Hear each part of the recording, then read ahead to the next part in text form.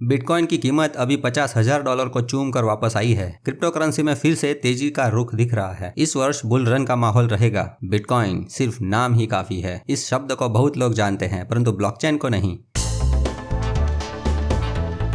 पिछले 1.5 दशक में बिटकॉइन को या तो एक निवेश के साधन के रूप में या तो सट्टेबाजी के रूप में देखा गया है। लेकिन क्रिप्टो करेंसी पर लगातार हमेशा से संदेह होता रहता है, क्योंकि यह आए दिन घोटालों में फंसती रहती है। अगर आप क्रिप्टो करेंसी खरीदना चाहते हैं तो आपको इससे जुड़े कुछ घोटालों पर भी नजर रखनी चाहिए। क्रिप्टो करेंसी प्रोजेक्ट में कई तरह से घोटाले या स्कैम्स हो सकते हैं। पिरामिड योजनाएं, ICO स्कैम्स, पंप और डंप की गेम और पूरा का पूरा एक्सचेंज का बंद हो जाना वगैरह वगैरह। सतर्क रहना पड़ता है।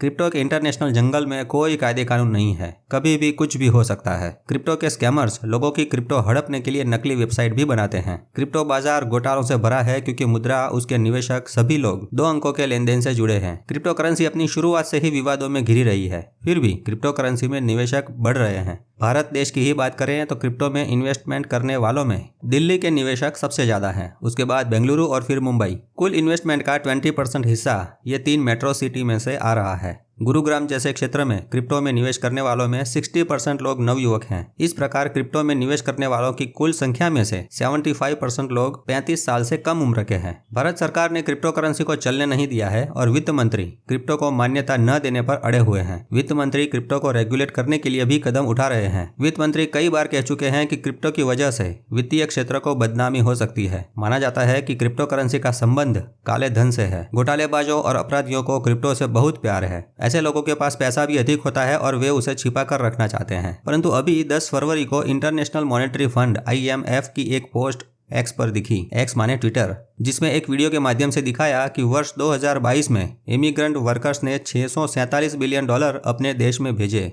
यानी जो लोग अपने परिवार से दूर होकर किसी दूसरे देश में काम करते हैं, उन्होंने अपने देश में अपने परिवार को इतने डॉलर भेजे। लेकिन अपने परिवारों को इस प्रकार पैसे भेजने पर ट्रांसफर फीस बहुत ज्यादा लगती है। मतलब कि उन्हें उच्च शुल्क का सामना करना पड़ता है। ये वीडियो इस बात पर प्रकाश डालता है कि अगर रेमिटेंस रेगुलेशन यानी ट्रांसफर के नियमों को बेहतर बनाया जाए और ट्रांसफर में कम लागत हो सके तो उससे फाइनेंस सेक्टर का विस्तार बढ़ सकता है। ये पोस्ट देखकर बहुत लोगों ने उसे क्रिप्टो को साथ लेकर आगे बढ़ने का इशारा समझा। ये एक और पोस्ट है जिसमें दिखाया है कि एक कंट्री से दूसरे कंट्री में पैसा ट्रांसफर करने पर कितना % चार्ज लगता है।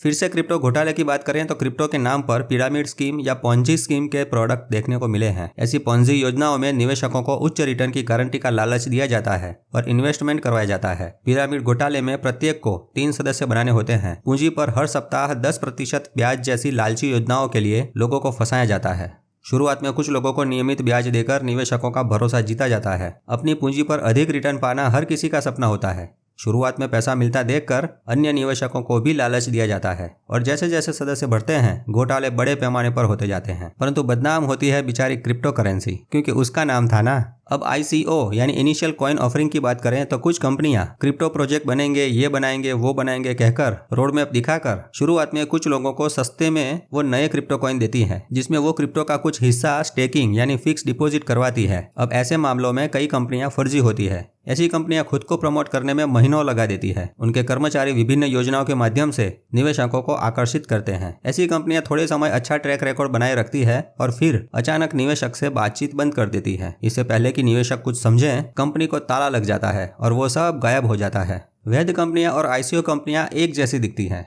ऐसी घोटालेबाज ICO कंपनी की पहचान करना बहुत मुश्किल है। पंप और डंप योजनाएं क्रिप्टो करेंसी से जुड़ी है, जिसमें पूरा सिस्टम ऑनलाइन चलता है, जिसमें घोटाला अपना खुद का क्रिप्टो टोकन बनाता है। ऐसा लगता है कि वो एक वैलिड क्रिप्टो प्रोजेक्ट चलाता है। 2022 में मुंबई में नकली क्रिप्टो करेंसी एक्सचेंजों ने भारतीय निवेशकों को लगभग 1000 करोड़ रुपए का चूना लगाया था। वैश्विक क्रिप्टो बाजार के पतन के बाद यह तथ्य सामने आया था। एक क्रिप्टो करेंसी एक्सचेंज वाले घोटाले में एक व्यक्ति को 50 लाख रुपए से ज्यादा नुकसान हुआ था। उस कोरोना काल में पैसा कमाने के लिए निवेशकों ने क्रिप्टो करेंसी बाजार का रुख किया था, तो उसी का फायदा उठाकर घोटालेबाज और जालसाज भी सक्रिय हो गए थे।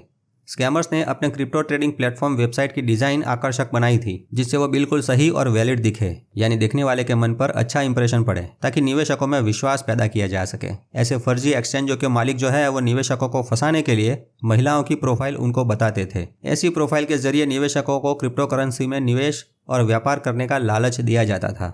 निवेशक को शुरू में लाभ दिया गया था ताकि वह दूसरे लोगों को इसमें खींच सके। निवेशक अधिक पैसा कमाने के लिए अपना अधिक से अधिक पैसा निवेश करते रहे और एक दिन वो वेबसाइट बनाने वाले स्कैमर्स घोटालेबाजों ने निवेशकों के खाते फ्रीज कर दिए ताकि निवेशक अपना पैसा निकाल ही ना सके। हो गया कल्याणमस्तु। मित्रों, टेक्नोलॉजी के साथ जीवन भी थोड़ा तेज होने लगा है। अब सबको रातों रात करोड़पति बनना है। पूरी दुनिया में लोग निवेश के नए नए साधन और जल्दी कमाई के साधन ढूंढने के लिए ललचा रहे हैं। वैश्विक वित्तीय जगत को हिला देने वाली क्रिप्टो करेंसी का बाजार में प्रचलन पिछले एक दशक में लगातार बढ़ रहा है। क्रिप्टो किंग माने जाने वाले बिटकॉइन समेत सभी वर्चुअल करेंसी ने वैश्विक वित्तीय बाजार की दशा और दिशा बदलने की पुरजोश कोशिश की है और हाँ, काफी हद तक सफल भी हुए हैं। क्रिप्टो करेंसी के फायदे और नुकसान में से एक यह है कि इसका कोई मालिक नहीं है। यह संपत्ति केवल एक व्यक्ति से दूसरे व्यक्ति को हस्तांतरित की जाती है, बस वो भी छुपाकर। आपको जानकर हैरानी होगी कि क्रिप्टो करेंसी का जन्म वैश्विक केंद्रीय बैंकों द्वारा नियंत्रित जो मौजूदा वित्तीय मॉडल है उसको चुनौती देने और उसे नष्ट करने के लिए हुआ था। भाई, सभी देशों की संप्रभुता के अस्तित्व की कुंजी उसकी इकोसिस्टम होती है और इसे तोड़कर अन्य अवैध गतिविधियों को अंजाम देने के लिए क्रिप्टो का उपयोग तेजी से किया जा रहा है। तो इसमें कौन सा देश तैयार होगा? भारत ने भी इस क्रिप्टो करेंसी के खिलाफ जंग में कई हथियार जुटाए हैं। बड़े बड़े क्रिप्टो एक्सचेंजों की वेबसाइट ब्लॉक की है और उनसे पुराने हिसाब किताब मांगे हैं, क्योंकि सरकार को लगता है कि उन विदेशी एक्सचेंजों से चीन प्रत्यक्ष या अप्रत्यक्ष रूप से जुड़ा है और उसके माध्यम से वो क्रिप्टो एक्सचेंज द्वारा भारत की प्रजा के बैंक अकाउंट, आधार कार्ड, पैन कार्ड और अन्य संवेदनशील डेटा एकत्र किए जा रहे हैं। भारत के कई लोकल क्रिप्टो एक्सचेंज है, लेकिन उसमें भी विदेशी क्रिप्टो एक्सचेंजों द्वारा फाइनेंस मिलता है और उनका हिस्सा है, ऐसा संदेह है। ये चिंता की बात है। लगभग चीन की 16 फिनटेक कंपनियों को सक्रिय रूप से मदद करने के लिए ईडी ने उन सभी क्रिप्टो एक्सचेंजों पर मनी लॉन्ड्रिंग का आरोप लगाया था। फिर भी भारत में वर्चुअल डिजिटल एसेट में इन्वेस्टमेंट करने का चलन देखने को मिल रहा है। पहले सोने, चांदी, ज्वेलरी में इन्वेस्टमेंट करना सुरक्षित माना जाता था। उसके बाद रियल्टी सेक्टर और बैंक की फिक्स्ड डिपॉजिट और कैश ऑन हैंड जैसा चलन था, जो अब धीरे धीरे बदल रहा है। अभी थोड़े ही दिन पहले अमेरिका में बिटकॉइन ETF को मंजूरी मिलने के बाद भारतीय रिजर्व बैंक RBI के गवर्नर साहब ने निवेशकों को चेतावनी दी है। क्रिप्टो पर RBI का रुख नहीं बदला है। मतलब कि चाहे कोई कुछ भी कर रहा हो, हम यहाँ किसी की नकल करने के लिए नहीं बैठे हैं। उनके मार्ग पर चलने में बड़े खतरे हैं। आगे जाकर उस खतरासुर की सेना को रोकना बहुत मुश्किल हो सकता है। अमेरिका में भी क्रिप्टो के बारे में चेतावनी तो दी ही गई है, परंतु सुनता कौन है? जैसे जैसे लोगों का जीवन स्तर बढ़ रहा है, पैसे की मांग और कमाने की सनक बढ़ रही है, लोग जोखिम भरे शॉर्टकट रास्ते की ओर और क्रिप्टो बाजार की ओर तेजी से बढ़ रहे हैं। देश में क्रिप्टो निवेशकों की कुल संख्या 2 करोड़ से अधिक हो गई है। आपको जानकर आश्चर्य होगा कि कुल क्रिप्टो निवेशकों में लगभग 9% तो महिलाएं हैं। तो हे प्यारे दर्शकों, लास्ट में यही कहना है कि क्रिप्टो में स्पेकुलेशन होता है, यानी ये एक अनुमान पर आधारित प्रोडक्ट है जहां कुछ लोग कुछ समय के लिए बहुत सारा पैसा कमा सकते हैं, लेकिन सब लोग हर बार ऐसा नहीं कर पाते। क्रिप्टो से प्रॉफिट करने का मोह सबको होता है, परंतु जिस प्रकार कांटा हर गुलाब में होता है, उसी प्रकार जब लॉस होता है तो वो भी तगड़ा होता है। मोह एक बुरी चीज है जिसकी वजह से व्यक्ति सही गलत का अंतर नहीं समझ पाता है। तो जीवन में सुख शांति और सुकून के लिए अत्यधिक मोह से बचे रहें, नया नया जानते रहें और प्रसन्न रहें। मेटा मित्र से जुड़े रहें। मेरा मित्र मेटा मित्र। जय हिंद, जय भारत।